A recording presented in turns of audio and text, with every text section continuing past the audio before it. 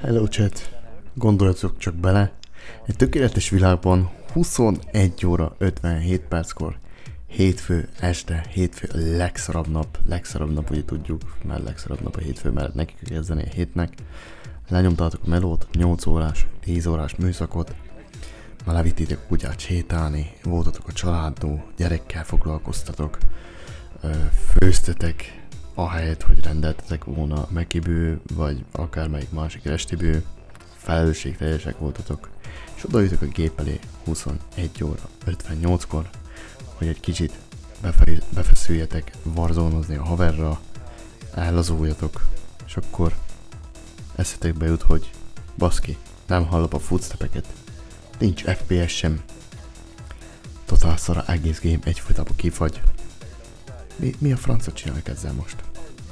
Szóval skacok, a mai videóban tartsatok velem, meg fogom mutatni a legjobb grafikai beállításokat, a legjobb hangbeállításokat, a én általam használt konti beállításokat, amikkel meg vagyok elégedve, egérbillentyű beállításokat, és mindent ahol, hogy ez experience, ez a tökéletes kép teljes legyen.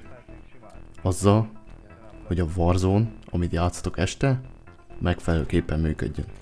De előtte figyeld a klippet!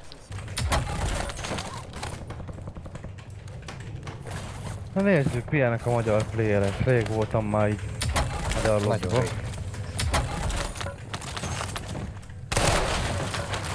Az egyik mondta, hogy takarodjak ki, inkább direkt Ja, azt mondja, takarodják ki, az egy... Direkt nem szólaltam meg. Nem hiszem el! Nem hiszem el! Készsel! Zomir! Zomir, készsel! Klip. Azt nem hiszem el, mit kapott, kétszer. Lipa.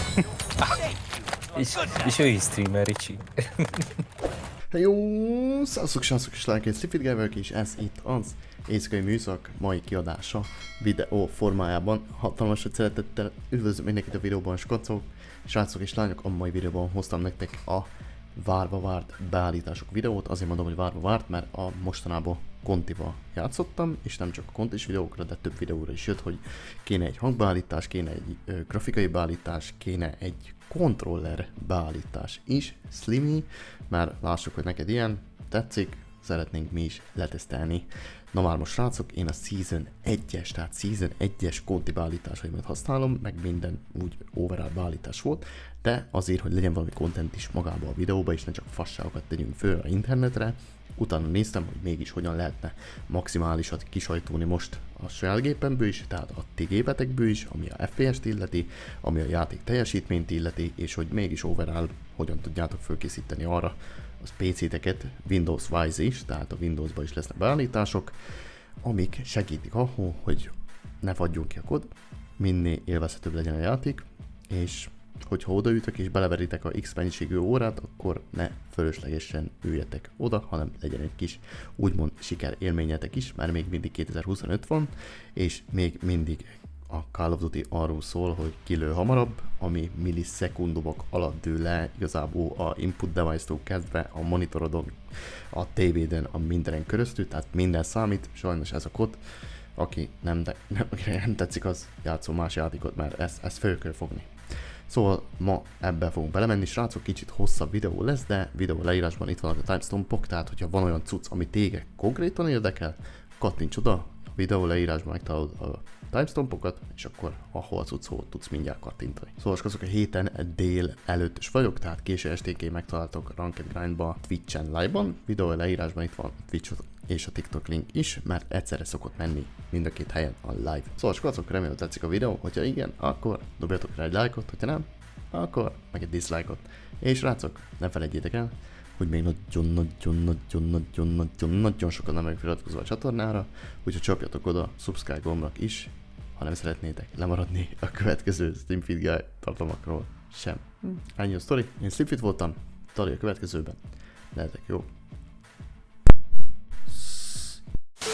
Nyomjuk is srácok, megyünk neki, akkor első és legfontosabb a kontroller beállítások, hogy mivel is kezeljük a játékot, konti vagy egérbillentyű. A egérbillentyű lesz a következő. Most megyünk rá a kontira, amit már nagyon sokan mondtatok nekem, hogy kénének a kontroller beállítások. Annyi a sztori srácok, hogy a konti beállításaim azok még megmaradtak Season 1-ről. Már Sapricstől is akartam kérni amúgy konti beállításokat, de valahogy én nekem ülnek ezek a beállítások, tehát nincs olyan problémám, úgyhogy meghagyom igazából őket, és ezt fogom nektek most megmutatni. A button layout az nekem customön van, itt láthatjátok a jobb oldalon is, hogy át vannak rakva a cuccok egy kicsit, mivel ilyen custom controllert használok, scaffold, pedes controllert, azt annyit tesz igazából, vagyis egyik a ugrás, a másik pedig a csúszás és a gugulás, tehát itt alul tudok sztorizgatni, és közben a thumbjaim, tehát a ujjaim, azok megmaradnak a fönti részen, így minél jobban fogok tudni arra koncentrálni, hogy jobban lőjek, jobban célozzak, úgyhogy ezt így hattam meg. Annyit a pedes sztorihoz srácok, hogy 2025 van, és a mostani state-ben, a játéknak a mostani jelenlegi verziójából, meg amilyen játékos bázis van, én mindenkinek ajánlom a pedes kontit, legalább a 2 pedes kontit, már én is gondolkozok, hogy beruházok inkább egy 4 pedesre, de egyelőre még tanuló fázisban vagyok, úgyhogy nem nagyon fogok belemerülni, de 2 pedeset mindenképp ajánlom nektek srácok, mert sokkal jobban leveszi a hangsúlyt arról, hogy innen fölül keresgeted a gombokat, hogy melyiket mivel kell, és közben 15-ször elünnek. Tehát, hogyha fejlődni akarunk a játékba, akkor föl kell vennünk a ritmust, és a ritmust most azt diktálja 2025-ben, hogy kontin, a pedes konti a egyik legjobb konti, ettől függetlenül vannak, akik így játsznak klavba össze-vissza. Nem tudom, nekem valahogy a féltekeim a agyamba nincsenek ráállítva, úgyhogy de jó nekik, örülök, már nem kell X mennyiségű eurót kiadniuk azért, hogy kontin tudjanak jól játszani. Horizontal Stick Sensitivity és Vertical Stick Sensitivity az 1,40, most ugye nem is tudom, talán a Season 1-je vagy Season 2-vel így átcseszték a sensitivity-ket, hogy már nem 6-os, 7-es, meg 10-es, meg 20-as van, hanem ilyen sztorinak megfelelő, de ami akkor be volt nektek állítva, az pontosan ennyinek megfelelő, amire most be van állítva, tehát én 6-os 7-es szenzen játszok, az 1,40-nek felel meg current state-ben a játékban, tehát most ez off, low motor strain preset szintén off, bumper ping off, swap L1 R1 with L2 R2, ez az, amiről akartam beszélni srácok igazából, mert nekem ez PS4-es kontroller, a PS4-es kontrolleren még nincs az a finom motorika itt a alsó sztoriba, ami egyből igazából így visszarúg, tehát érzékeli azt, hogy te lőttél. Ezáltal én itt a felső gombokat használom lövésre, ezt a 2 gombot, már ezt, hogyha megnyomom, ez azonnal lő, érted? Tehát azonnal beveszi azt a inputot, amit én adok neki, úgyhogy igazából ez is millisekundomokat tesz a sztorin, tehát hogyha PS4-es kontitok van, nem PS5-ös, és nincs az a visszarúgó effekt rajta, akkor mindenképp ajánlom, hogy swapoljátok ezt a sztorit, és úgy tanuljátok meg kontin játszani. Controller vibration off, kurvára nincsen szükségünk arra, hogy vibráljon a kontrollerünk, persze personal preference, de ettől függetlenül szerintem csak bezavar a játékba. Dead Zone inputsok vannak még itt állítva. Itt vannak a Dead Zone inputsok, ezek a Dead Zone inputsok, nekem így vannak beállítva, ettől függetlenül lehet, hogy nektek máshogy lesz jó. Próbáltok ki, hogyha úgy, akkor tudtok rajta variálni is, plusz-mínusz fő le. Megyünk tovább az aiming tabra srácok, lock inversion of food, ez standard, nem kell invertálni, aiming advanced, sensitivity multiplier, itt még ami fontos, ez volt az első, ADS sensitivity multiplier. Ez az a multiplier, ami igazából akkor jön létre, amikor te célzó. Tehát van a sima szenzetek, az amit beállítottunk előbb, az a 6-os 7-es, ettől függetlenül még van az a szenz, amikor célzó. És nagyon sokan azért nem tudunk, ezt nekem is meg kell tanulnom, nem tudunk messzire jól lőni kontrollerre, mert ez a szenz, ez a ADS sensitivity multiplier szenz, túl nagy. Tehát próbáljátok meg belőni saját matoknak 0.60-tól egészen 0.90-ig, de semmiképp ne adjátok egyen, kivéve ha nem használtok Kronosz vagy értitek, totál mindegy, hogy mivel. De mondom, hogyha szeretnétek ezen javítani, hogy pontosabbak legyetek messzire, akkor ezt mindenképp 0.60-tól 0.90-ig próbálgassátok ötösivel, hogy mégis melyik az, ami nektek jó. Nekem 0.75 vált be, ez még olyan, hogy közben tudok úgy mozgatni a egéren, vagyis egéren, hát a kontin, hogy másik targetra is át tudjam vinni a célköröztöt. Aiming Advanced Settings, itt igazából ami volt Instant Assist, a third personos, Aim Response Curve Time az Dynamic nekem, egyesen van, Custom Sensitivity per Zoom az Off, és itt nem állítottam semmit igazából mást. Target Aim Assist, nagyon sokan mondjátok, hogy húz így a Aim Assist, hogyan tudsz így lőni, és sokatoktól előfordult az is, hogy nem volt bekapcsolva Aim Assist, tehát itt van ez a Settings, a Target Aim Assist, kapcsoljátok be srácok, és akkor fog működni az Aim Assist.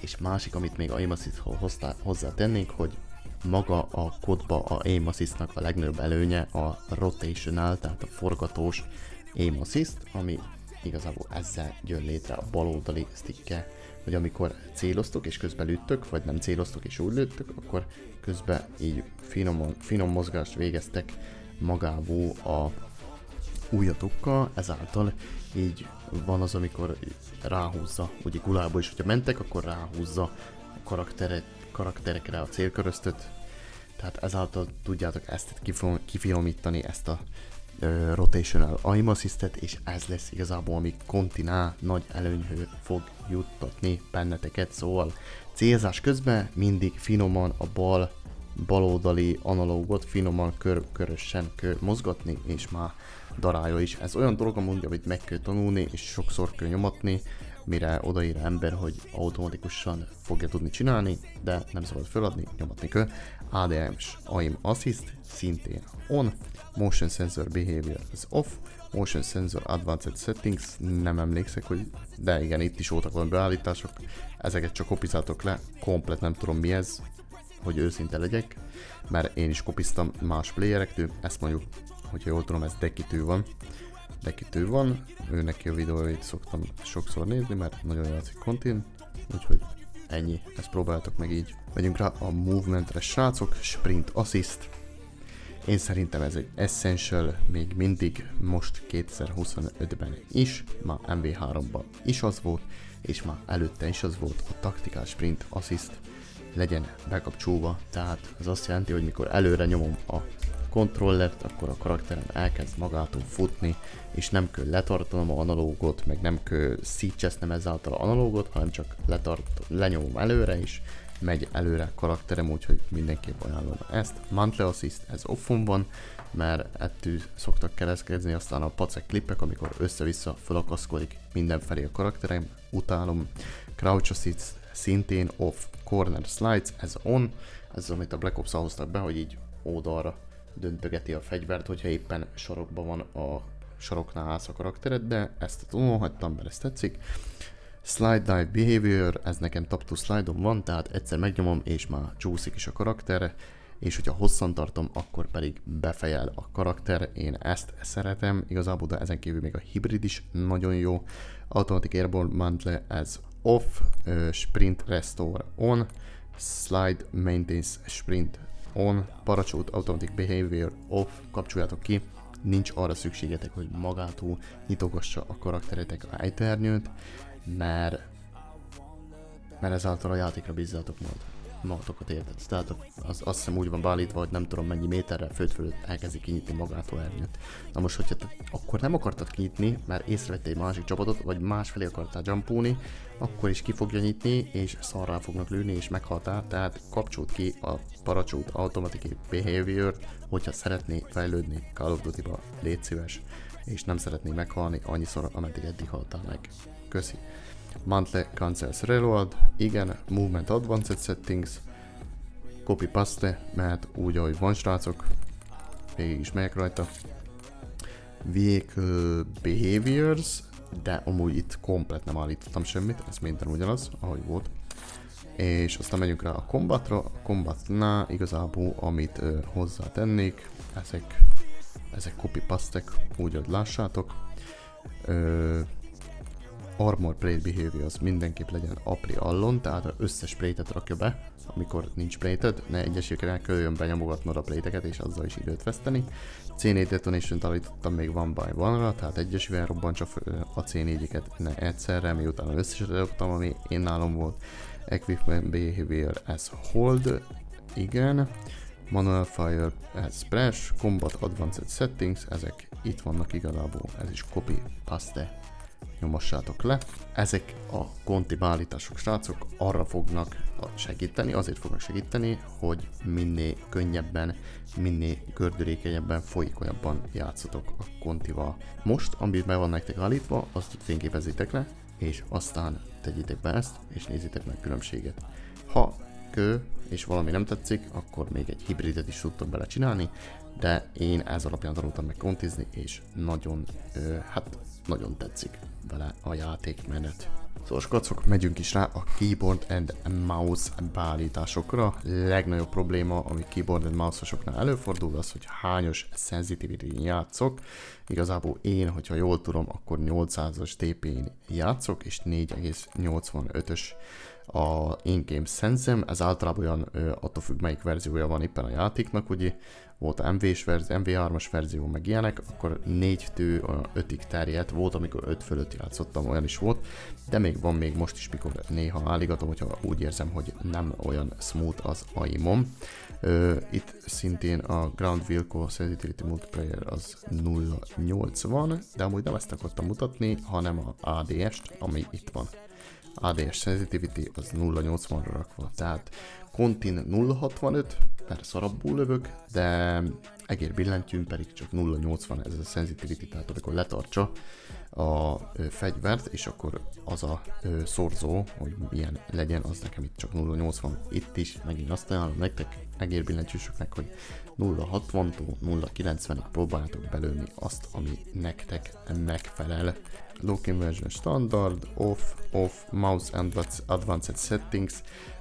Nem tudom, Metafort ismeritek-e, de best EU legjobb egérbillentyű játékos jelenleg a játékban, és mindig is az volt, amióta létezik a játék, úgyhogy ez komplettől van kopizva, fogalmam sincs micsoda, csak lekopiztam, játszottam vele, kurva sokat játszottam vele, és úgy hagytam, mert kurva jó volt. Szóval ennyi. Most nem azt mondom, hogy ettől úgy fogtok lőni, mint a Metafor, de állítsátok be és próbáljátok ki, mert én nem panaszkodok rá. Tehát azt hozom, ami nekem bevált, aztán meg mindenki kipróbálja és eldönti, hogy tetszik-e neki vagy nem. Tehát ezek a beállítások a mouse-ra, Advanced-ra próbáljátok ki, és meglássátok. Movement beállítások, szintén Tactical Sprint Assist, tehát W nyomó előre, megy előre a karakter magától, Mantle Assist off, Crouch Assist off, Corner Slice szintén szeretném, ez jó dolog, még mindig. Itt még van egy-két beállítás, ezt láthatjátok itt is, és a Movement Advanced Settingsbe pedig ezek a beállítások, úgyhogy ezt is meg tudjátok nézni.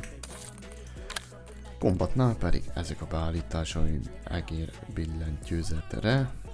Itt még Combat Advanced Settings, de szerintem ezen már szintén nem állítottam semmit amúgy. Na srácok, megyünk rá arra, hogy hogyan is lehet beállítani a legjobb célzást egérbillentyűn és kontin is, tehát most kontisok és egérbillentyűsök is figyeljenek, mert ez mind a kettőjükre igaz lesz. A basic thing az igazából, hogy begyettek a firing range-be, megpróbáltak a legstabilabb AR-t, Assault Rifle-t hozni, amivel legstabilabban lőttök, legjobb buildet, és akkor az lesz igazából, hogy a egyik páború a másikra átvisszük lövés közben a egerünket, vagy a kontrollerünket, úgy, hogy az a kontroller vagy a egér ne akadjon meg itt, és tovább köljön nagyot rántani rajta, vagy ne menjen túl, és vissza köljön húzni rajta. Tehát, hogyha itt megakad, akkor túl kicsi a szenzitek, mert tovább kell még egyszer húznatok, hanem így csuklóból. És ez ugyanez izéné is, ugyanez kontináns. Tehát, hogyha tovább húzod, akkor nagy a szenzet, hogyha ide húzod, akkor kicsi a szenzed, hogyha idáig húzod.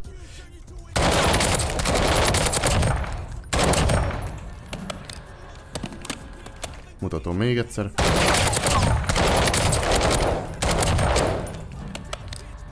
Ez ADS-es volt, mutatom még egyszer.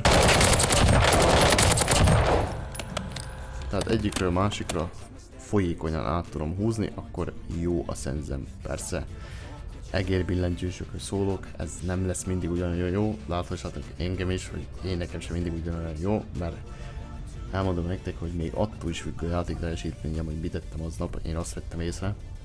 Lehet, hogy hülyeséget beszélek már, de komolyan még attól is, vagy hogy öreget aludtam-e, vagy másnapos vagyok-e, vagy nem tudja mi. Szóval ennyi a lényeg, hogyha egyik brávorról a másikra át tudjátok húzni úgy, hogy ne menjen túl, vagy ne akadjon meg középen, akkor jó a szenzetek, tehát így állítsatok be a legjobban azt, hogy hogyan tudtok lőni. Kontisoknak még annyit ajánlanák, hogyha kontin vagytok, akkor nyugodtan ADS-ezzetek ki. Tehát lelövöm egyik bábút, és ha visszahúzom, de közben már teszem át a egeret a másik bábúra, vagy a másik enemire, akkor a aim assistot már be is segít nekem, tehát nyugodtan ADS-ezzetek ki. Egyik bábú ki ADS-ező, és aztán be ADS-ező a másik bábúról egyből automatikusan, tehát kontinál egy kicsit egyszerűbb a sztori, de ezt még gameplaybe is így ajánlom, tehát kontinázira annyira ne húzkodjátok egyikről a másikra, inkább ADS ki, és a ADS után a aim assist már végzi a többit, persze mondom, hogy nem profi cucc a aim assist, de nagyon sokat tud segíteni a játékban ilyen téren. Megyünk tovább, srácok, a grafikai beállításokra. Első és legfontosabb dolog a display-be lesz. A display mód, a fullscreen exkluzívot ajánlom mindenkinek, aki egy monitoron játszik, csak azon a monitoron, tehát egy monitoron játszik, és közben nem tabul ki, nem megy máshova, mert a fullscreen exkluzív adja a legjobb experience-et, a legsmoothabb experience-et magához a játékhoz.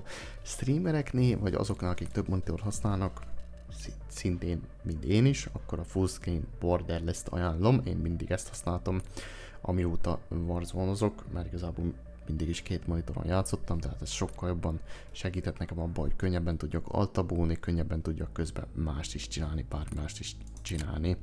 Még tovább display monitor, itt mindig legyen a fő monitorok kiválasztva, a display adapter, itt pedig a dedikált grafikus kártyátok legyen kiválasztva, ami meghajtsa magát a játékot. Itt láthassátok nekem, hogy a Other Apps, tehát a többi applikáció az 1,52-t vesz nekem el a 8 GB-s grafikkártyámból. Arra törekedjetek, hogy ez mindig kisebb legyen, most nekem több applikáció is meg van nyitva, plusz még a OBS is megy, tehát azért vesz el ennyit, de minél kevesebb ez, annál jobb, tehát ilyen egy körül már nagyon jó, mert tényleg összes erőforrást a játék arra koncentrálja, hogy magát, vagyis a gép arra koncentrálja, hogy magát a játékot hajtsa meg. Aspect Ratio, ez automatik, valaki a Byte 16:9-re esküszik, de én automatikkal tökéletesen meg vagyok elégedve. Display gamma. A display gammát ezt 3 vagy 4 seasonnel ezelőtt kezdtem el használni, mert ez más színtartományt ad a játéknak. Hogyha egyszerű sima monitorotok van, akkor, vagy laptop screen, akkor elég a 2,2-es, de esküszöm nektek, próbáljátok ki a 2,4-est, totál más mutat a játék, ami a színvilágot illeti. Azóta így vettem, és azóta így használom. A fényekkel nem nagyon játszanak, mivel a Verdansk is nagyon világos map most, és ez a guide most főleg a Verdanskra érvényes igazából, hogy nagyon el lesz mosodva a játékotok, hogyha a gamma brightness-szel, tehát a fényerővel játszotok. Most egy ilyen Deverroros szekció lesz, nagyon sokan mondtátok, hogy Deverrorotok van, vagy Deverrort kaptok, és nem tudtok így játszani, mert kifagy a játék, mondjuk random DirectX-es problémákkal, vagy most így Season 3 reloaded után, vagy például volt az, hogy totál kifagy a játék, mikor nyertek, vagy veszítettek, és előjön az a victory vagy loss screen, ugye, a játék végén. Tehát most arra van egy ilyen megoldás, ami nem 100%-os, de nagyon sok embernek segített, köztük nekem is nagyon segített, hogy mindjárt amúgy első 2 game-nél kifagytam. És aztán mondták, hogy ezt a off-ra kell tenni a Nvidia Reflex Low Latency-t, igazából a Season 3-ba meg kell próbálni off-ra, hogyha vannak ezek a problémáitok. Ha nincsenek ezek a problémáitok, akkor hagyjátok azon, amin alapból volt. Mert ezt maga a játék állítja be, ahol függően, hogy nektek milyen rendszeretek van, milyen maga a teljesítménye a számítógépeteknek. Na, tehát hogyha on volt, hagyjátok onon, hogyha on plus booston, hagyjátok on plus booston, hogyha vannak ezek a problémáitok, és van deverrolatok, akkor próbáljátok ki a offot, és jöhetne is kommentbe, hogy nektek segítette ez a megoldás igazából.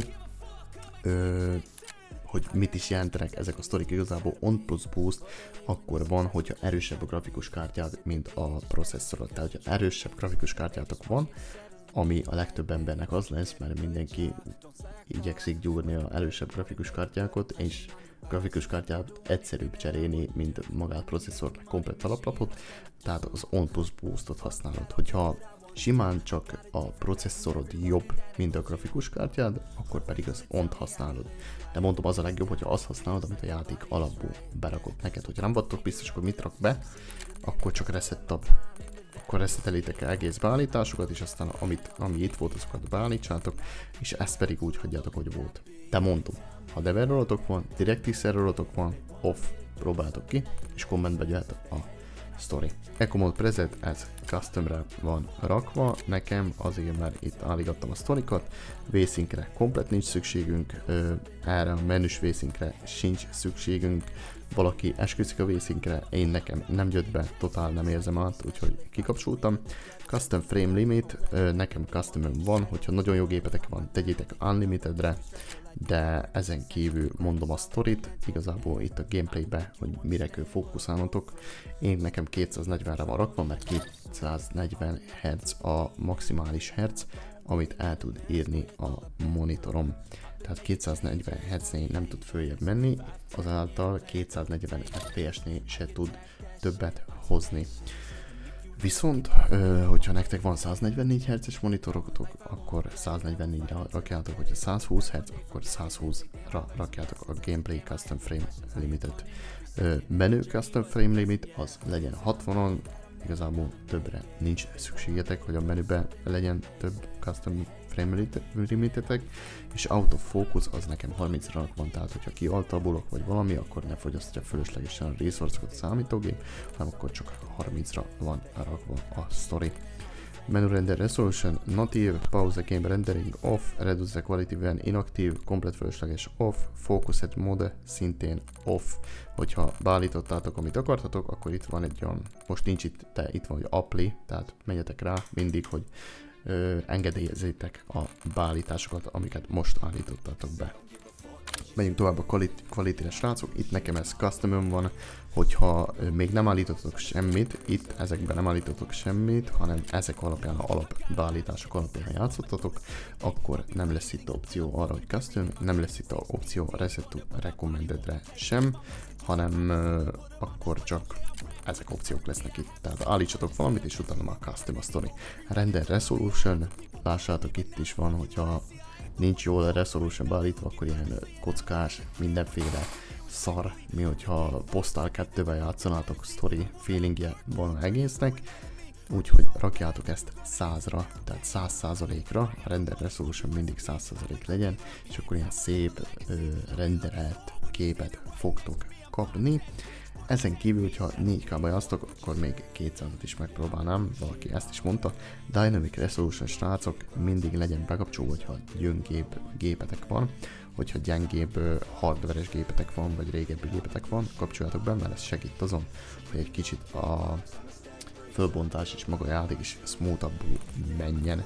Upscaling, Sharpening, srácok, Fidelity FX Cast használok, MV2 óta és Almazra óta, de szerintem már előtte is még OG francot, már előtte is még OG Rebirth-en is ezt használtam, mert ez volt a legjobb, és azóta is mindig ez a legjobb. Nagyon sokan mennek most a sztorik Redditen, meg mindenhol, hogy offra tegyétek, mert off az jó. Ez egy olyan dolog, ami igazából abba segít, hogy főszkélel neked a játékodat, főszkélel neked a minőségedet, és főszkéleli a játékot magát, hogy hogyan néz ki. Tehát ez egy előnyt ad neked, besegít, mindenképp használd, kurvára tegyétek offra. Amit ajánlok használni, az AMD FSR 3, próbáltok meg Balancedon vagy Performance-on, az a kettő az biztos jó, de ezen kívül a Fidelity FX Cast, amit főképp ajánlok, úgyhogy mindenképp, én mindenképp azt ajánlom, hogy azt használjátok. Nvidia DLSS, még talán úgymond Balanceon használható, de legfőképp a Fidelity FX Class az, ami oda ver a sztorinak. AMD FSR 3 Frame Generation, ja és itt, hogy milyen legyen, én 65-re raktam. 65-re raktam, volt aki 75-öt is láttam, az igazából erősségét fogja állítani, és a színeket egy kicsit úgy megerősíti. Nekem 65 az olyan még, amit bír a szemem, de próbálok ki, lehet, hogy nektek más lesz a sztori.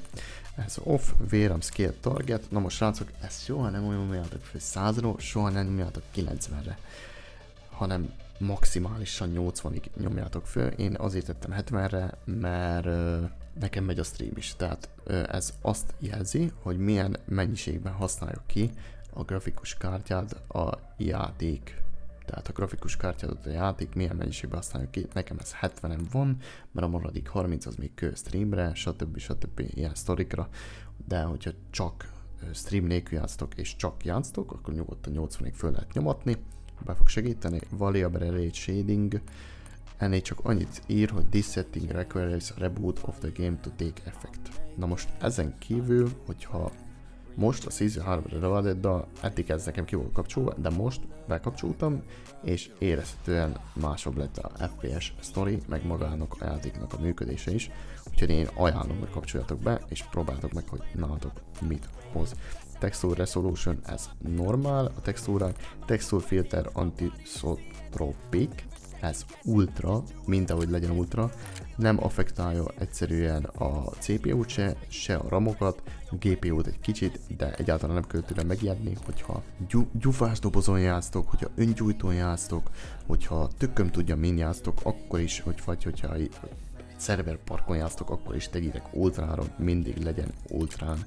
Depth of Field off, kurvára akarom látni, hogy körülöttem milyen sztorik vannak, és ne legyen semmi elmosódva, és ez meg a kodos sztori igazából, hogy a Depth of Field be van kapcsolva, legyen offon, minél kevesebb olyan tényező, ami a képekbe bezavar, annál hamarabb fogsz tudni reagálni, annál hamarabb fogsz tudni te elsőnek lőni. Úgyhogy ezt mindenképp ajánlom, Depth of Field legyen bekapcsolva. Detail Quality normál, Particle Resolution very low, Bullet Impacts on, Persistent Effects off, Shader Quality high, On-Demand Texture Streaming minimál.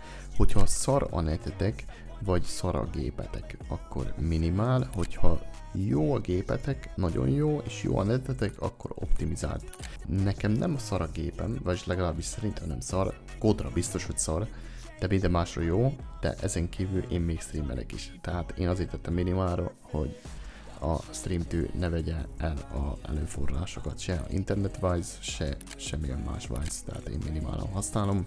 Local Texture Streaming Quality, ez normál, Shadow Quality normál, most a Verdanskra körre a normál Shadow Quality, eddig very low használtam, de Verdanskra kör, Screen Space Shadows off, Occlusion and Screen Space Lighting off, Screen Space Reflections off, Static Reflection Quality low, Tessellation tegyük arra, Verdanskra körre a Tessellation, Volumetric Quality low, ez a utolsó három pedig kurvára legyen offon, mert semmi értelme sincs egyiknek se. És hogyha megvatok, akkor menjetek rá, hogy Apply Settings, tehát fogadjatok el a beállításokat. Menjünk tovább, srácok, a VF-re, tehát jó, Motion Reduction Preset off, Field of VF 120, ez igazából azt jelzi, hogy mennyit fogsz látni magad előtt, amiből látsz igazából teret vagy játékot, amit néző, mennyit fogsz látni. Minél kisebb, annál kevesebbet látsz, és egy pacek jobbról bejöhet, annélkül, hogy te meglátnád, mert nincs benne a látóteredbe. Tehát a szemünk is, hogyha jól emlékszek, hogyha jól tudom, nem biztos, javítsatok ki, hogyha nem, akkor a szemünk is 120-szal lát, tehát azért látsz térlátásba, és azért tudsz észrevenni dolgokat. Vannak olyan emberek, akik 110-en játszok, 105-ön, azt mondják, sokkal jobb a célzás, úgy ez mindenkire personal preference. Én mindig 120-on játszom, amióta 120-ot tudok berakni, és nektek is ezt ajánlom. Aztán, na mondom, a többi az már personal preference nektek. ADS Field of View, Affected Weapon Field of View, ez nekem default, Third Person 90, Wilco default, World Motion Blur és a Weapon Motion Blur mind a kettőt kapcsoljátok ki. Nézem a kodos csoportokat, és csak egy rakás homályosodást látok a videóitokban, amit fölraktok, ne is haragudjatok meg, de Counter-Strike-ba sincs ilyen, Call of Duty-ba se kéne, hogy ilyen legyen, hogy össze-vissza mosódik a kép, hogy forog a fegyverre, mert hogyha te éppen most fordulsz el, de ott egy pacek, akkor nem fogod meglátni, mert szanaszét mosódik mindened. Tehát realisztikához nagyon sok köze van biztos ennek elmosódásnak, de ahol, hogy egy játékba kompetitív szinten hozzunk valamilyen teljesítményt, nincs. Tehát ezek a grafikai beállítások kompetitív szintre vannak, minél több FPS-re vannak. Úgyhogy ha szeretnétek minél jobban teljesíteni, ezekkel beállításokkal megtehetitek. Kurva csúnya lesz tőle a játék, hát kurva csúnya, hát lehet vele játszani, nem azt mondom, hogy nagyon kurva csúnya, valakinek az számít, hogyha leül, akkor szép legyen a játék, oké, de én annak a helyében inkább mennék játszani valami szebb játékot, mondjuk egy Battlefieldet, vagy akármi mást, ami sokkal szebben meg van csinálva alapból is, kodra ki kell hegyezni a PC-t erre a szintre, és a maradék beállítások azok pedig itt vannak, tehát ez a kettő, ez mindenképp legyen off. Megyünk rá az audio beállításokra, skacok, amivel szintén segíthetek, az ugye audio beállítások, Master Game Volume, az nekem 70-en van, mert a Windows-om is csak 70-en van, ez már nekem alapból be van állítva így. Gameplay Music Volume, ez 0, nem kell semmilyen zene az egész játékba, mert akarom hallani, hogy mikor jön valaki mellettem, nem azt akarom hallani, hogy most milyen akciódús zene szól, és mindjárt vége a körnek. És aztán előnek, mert nem hallottam éppen a passzusoktól a footstepet, és ez igaz történet alapján.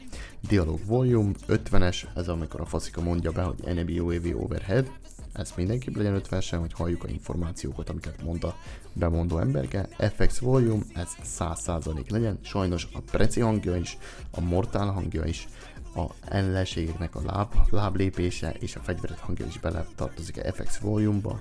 Ezt nem lehet külön állítani, de kúrjátok fel 100-ra, pontosan ezért, hogy minden effektet maximálisan halljatok a fejetekbe, hát inkább a fületekbe. Cinematic Music Volume, ez 0, szintén nincs rá szükség. Speaker Headphones, ez Default System Device, Speaker Output, Stereo, Enchanted Set Headphone Model, ez off. Season 3 Reloaded Audio Mix, én még mindig a Sucker Punch-ot használom.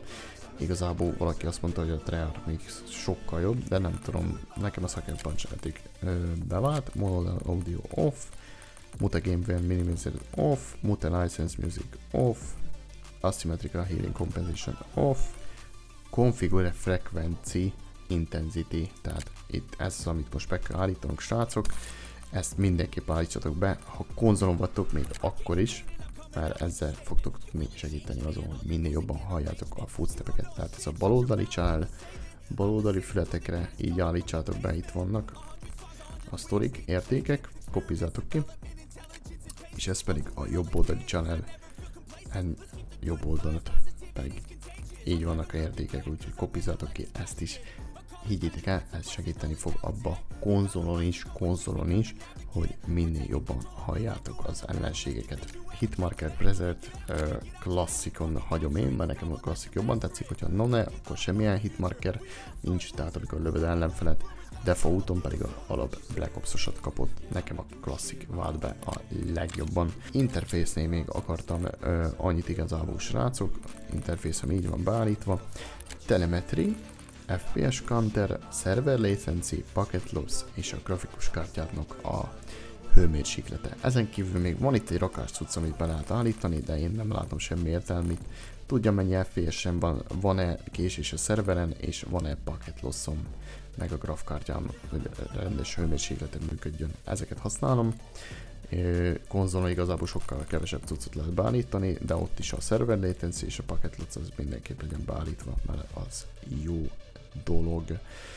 Ezen kívül, srácok, még valaki kérdezte nekem, hogy hogyan lehet állítani a crosshair-t piros színűre.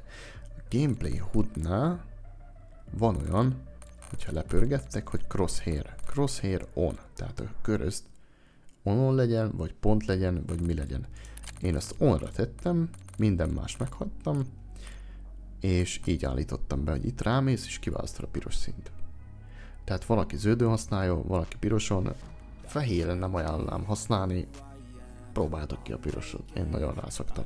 És srácok, hogyha mindennel megvagytok, akkor utolsó és legfontosabb dolog, amit megcsináltok, hogy Restart Shaders Preloading, rákattintotok erre, ez a legfontosabb lépés, hogy Restart Shaders Preloading, mert akkor komplett újraindítsa neked a beállításaid alapján az összes sztorit, újra tölti, újra refresheli, és akkor lesz elérhető ezek a beállítások, akkor fog működni, smooth a játék.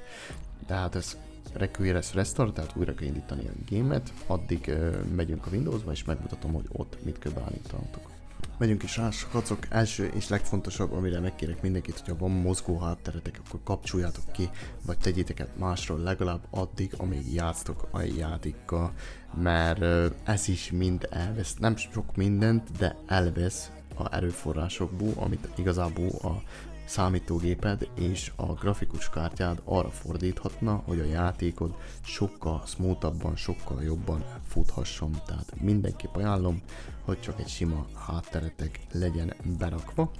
Második sztori, lássátok nekem itt mennyi applikáció van nyitva, ez is tök fölösleges, mondjuk jó, nekem megy a streaming is mellette meg minden, úgyhogy azért is leront egy kicsit nekem a teljesítményen a játékba maga a gép, de nektek nem muszáj, hogy így legyen, minden más applikációt kapcsoljatok ki, és csak maga a game legyen bekapcsolva, így is az összes erőforrást elősegítitek a számítógépet, hogy arra koncentráljon, amire szükségünk van, és ez nem más, mint a Call of Duty. A következő sztori, srácok, amit meg fogunk nézni, az igazából a Call of Duty nevezető file, és meg is mutatom, hogy hol bementek a dokumentuk. Call of Duty Players, legalulra lehúztatok, és a Call of Duty, ez a S 1.0 kod 24 txt1 nevezető fájlt kinyissuk, jegyzettömbbe csak egyszer, és letekerünk legalulra, már mindjárt mutatom is, hogy hova, és legalul megtaláljátok azt a szorít, hogy thread count for handling the job QV. Ide ezt a számot kell beírni, amit magyarázni fogok. Hogyha nem az a szám van beírva, amit magyarázni fogok, akkor át kell írnatok, és el kell mentenetek. És az, amit magyarázni akarok, az igazából ez arról szól, hogy mennyi processzor mag fog azon dolgozni, hogy a Call of Duty neked maximális teljesítményen fusson. És ez az a számkő, hogy legyen, ahány magos, fizikai magos a processzorotok. Nekem AMD Ryzen 5 5600X processzorom van, ami 6 magos és 12 threades. A thread az mit jelenti? Nem fizikális magokat, hanem a virtuális magok, 12 virtuális magos, bocsánat. Maximálisan 16-ig lehet ezt fölnyomni, tehát hogyha van 24 magos procitok, akkor ne írjatok be 24-et, hanem 16-ot írjatok be, mert 16 a max, amit úgy a Call of Duty el tud könyvelni. Hogyha 8 magos processzorotok van, akkor 8 magot írjatok be, hogy mégis hogyan tudjátok ezt meg, hogy milyen processzorotok van. Kinyissátok a Google-et, beírjátok a processzort, és specifikációk, vagy specifications odaírjátok, és ott kijelzi nektek, hogy ennyi magos, vagy ennyi threades, vagy mindent kiír. Tehát az a szám ide kerül, ide kékbe, ahol beírom, aztán Ctrl-S, elmentitek, és kiléptek ebből. Beírjuk a keresőbe játékmód, itt is van játékmód beállításai. A játéküzemmód az mindig legyen bekapcsolva, igazából mostani state-be a játékba be kell kapcsolni a játéküzemmódot.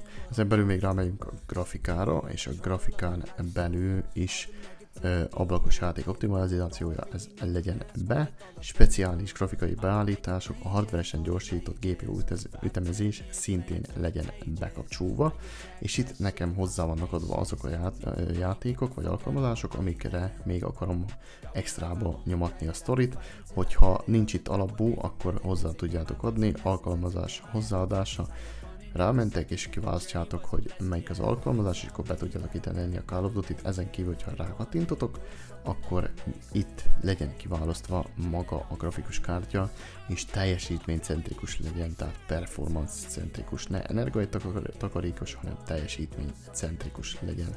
Tehát maximálisan teljesítményre fog fókuszálni a sztori. Nagyon egyszerű, az Windows Update beállításai. Rámentek, a Windows Update most napra kész van nekem, ma 19:13-kor nézte a gép, de mindig menjetek rá frissítés keresésére, és mindig legyenek lefrissítve a Windows, és a grafikus kártyátoknak igazából a driverei, beírjuk a Nvidia appot is, itt van az Nvidia app, Game Drivers, és illesztő programok. Lássátok, szerintem éppen nekem nincs is mondom, most le lehet frissíteni, tehát én most rámegyek, és letöltsük a frissítést erre a grafikus kártyára, a én grafikus kártyámra, tehát ez is mindig legyen lefrissítve, ezek most én nekem éppen nem volt, április 30-án jött ki, és a Windows Update is mindig legyen lenyomatva, lefrissítve. Aztán rámegyünk az alkalmazásokra, rámegyünk az indító pult indítási alkalmazásokra, és itt van egy rakás alkalmazás, ami szerintem nektek is mindig be van kapcsolva, tehát amikor indítsátok a számítógépet, ez mindig be van kapcsolva, és fölösleges, hogy menjenek, úgyhogy kikapcsoltam mindet, a hangon kívül, a security-n, tehát a biztonságon kívül, és a botneten kívül, tehát ezt a hármat indítsa, a többit nem kell indításkor, hogy indítsa. Annyit fog tenni, hogy ezáltal nem fog nekem fölösleges Teams, mobileszközök, mindenféle hülyeség ranulni a háttérbe, de totálisan fog működni csak az, amit én akarok. Tehát azok az applikációk fognak erőforrást fogyasztani, amiket én szeretnék, ezáltal gyorsabban is indul a számítógép, és játszás közben nem fog teljesítményt elvenni semmilyen más applikáció. Végül, de nem utolsó sorban skacok, amit ajánlok, vagy minden seasonnál, hogyha Call of Duty-ztok, vagy legalább havi egyszer csak úgy átlagosan megcsinálni azt, hogy megnyomjuk a Windows jelet, meg egy R betűt, akkor előjön egy ilyen kis futtatásos sztori, ahova beírjuk azt, hogy temp. Ide, hogyha nyomunk egy Entert, akkor most nekem kevés van, mert azt hiszem 2 hetet csináltam meg, de egy rakás sztori előjön, ezek olyan fájlok, amik törlés és számítógép használat során keletkeznek. Mondjuk olyan, hogy ez ilyen kis szemetes kuka, vagy mind a spam. Tehát ezt mindet lehet törölni, komplet, nem kell nekünk, Ctrl-A, rámentek a delete, szerintem sokan, hogyha még ezt nem csináltatok, meglássatok, bazisok fájl lesz ott, komplet delete, itt nyomok még egy izét, a refresh-t, jó, eltűnt. Következő, ugyanúgy Windows R, csak most beírjuk százalékkal, hogy temp. Így. Rányomunk az Enterre, lássátok, itt azért már elég sok minden van. Megint nyomok egy Ctrl-A-t, delete. Valamit nem fog tudni kitörülni, ne kérdezitek, hogy miért, fogalmam sincs. Nagyon sokszor előfordul, de azért rámegy, hogy kihagyás. Hogyha többit nem tudja kitörülni, akkor azt ne törülje ki. Nyomunk egy refresh még egyszer Ctrl-A, delete, és nem tudja törülni, tehát X. Akkor nem törüljük, ezekben maradnak. Ezzel nem csináltok semmi rosszat, srácok, igazából csak a spamet törlétek a számítógépetekről, nem fog kitörlődni semmilyen nektek fontos adat, mert számítógép során keletkezett használata során keletkezett melléktermékek, tehát nem szükségesek a teljes működéshez. És még akkor utolsó, beírjuk Windows R, megint csak beírjuk, hogy prefetch, már itt is van. Jelenleg nem rendelkezik mappa elérése szükséges engedéllyel, folytatás, persze, hogy rendelkezek. Itt is van egy millió cucc, ami szintén használat során keletkezett. Ctrl-A, delete, kitörüljük mindet, amit nem tudott, azt kihagyjuk. Így van, kihagyás. Most, hogy kitörültük ezt a rakás cuccot, ez mind benne lesz a lomtárba, úgyhogy rámegyünk jobb gomb, lomtár ürítése, és véglegesen kitörüli nekünk a sztorit. Következő srácok, amire fogunk menni, az a Nvidia Control Panel és annak a beállításai, hogy a maximális teljesítményt tudjuk kihozni a játékból. 3D beállításokon fogunk variálgatni, szerintem jól látható mindenki számára. Nem fogom fősorolni, nem fogom elmondani, hogy mi micsoda. Előző videókba, amik szintén ilyen videók voltak, már el lettek magyarázva nagyjából, de a legtöbbnek igazából nincsen jelentősége. Annyira kell figyelnetek, hogy ez legyen mindig nagy teljesítményen, ide rakjátok be a dedikált grafikus kártyátokat, tehát ne automatikusan legyen, mert akkor maga a számítógép fogja kiválasztani, és a többit meg kopizzátok le, tehát végigmegyek rajta szépen sorba, így kopizzátok le, mindet meg tudjátok nézni, de igazából mondom, az előző színzőnös videóban is ugyanez volt, ezen komplet nem változtattam semmit. Annyit hozzátennék viszont, hogy ez a globális beállításaitokat változtatja, tehát totál más lesz az egész a többi játékotokban is, ami a grafikát illeti. Hogyha szeretnétek, hogy csak a kodra legyen, én szeretem így globálon hagyni, mert ezáltal sokkal jobb a teljesítménye összes játékban is, tehát nem csak a kodban, hanem minden játékban is. De hogyha akarjátok csak kodra, akkor rámentek a programbállításokra és hozzáadjátok a programot, amelyiket akarjátok, és ott állítsátok be őket. De lássátok, itt OBS is a globális beállításaimat használja, úgyhogy még egyszer ezek a globál beállítások, ezeket rakjátok be. Itt még a Surroundra rámegyünk, és a processzornál, itt a physics beállításoknál szintén ne automatikus legyen, szintén ne CPU legyen, hanem maga a dedikált grafikus kártyátok, tehát nekem a Nvidia GeForce RTX 3070 az van beállítva, tehát nektek is az legyen beállítva. Itt még ami a szint illeti, itt asztali szintbeállításoknál módosítottam, itt a Digital Vibrance-et nyomtam föl, mert alapból magának a Windowsnak, meg így a grafikának nagyon nem szemkímélés a sztoria, és így próbáltok meg ezt a Digital Vibrance-et, valaki 100-on nyomja, a 100 nekem kurva sok, de ilyen 55-60 is már érezhetően jobb a különbség, mint a alapbeállításon, és rendesen hát nem tudom, hogy mondjam, jó a számítógép előtt ülni, úgyhogy ez tényleg nem konkrét csak a játékhoz számít, hanem igazából magához, hogyha leülsz a számítógép elé, akkor milyen élménnyel mész haza, vagy milyen élménnyel távozol, sokkal jobbak a színek, úgyhogy próbáltak meg ezt is. Na szóval skocok, így 23-28-ra be is fejeztem a videót, most már csak egy másfél órás szerkesztés van rám, és aztán 5-kor kelhetek melóba, úgyhogy remélem, kurvára remélem, hogy tudok nektek segíteni. Ha valamit kihagytam, vagy valami kérdésetek, vagy kommentetek, bármitek van, akkor írjátok le a komment szekcióban, mert azért van a komment szekció. Viszont, hogyha segített a videó, akkor ti segítsetek nekem, és turrancsatok egy lájkot, egy bazi nagy lájkot a videóra, ha tetszett. Hogyha nem, akkor meg egy dislike-ot, szóval én remélem, hogy tudtam segíteni, skacok. Season 3 Reloaded-ra, és ugye itt a Ranked is, arra is kívánok mindenkinek hatalmas nagy sikereket, hatalmas nagy W-ket, hatalmas nagy clutchokat, és sok-sok killt. Puszi pár, én Slimy voltam, legyetek jók!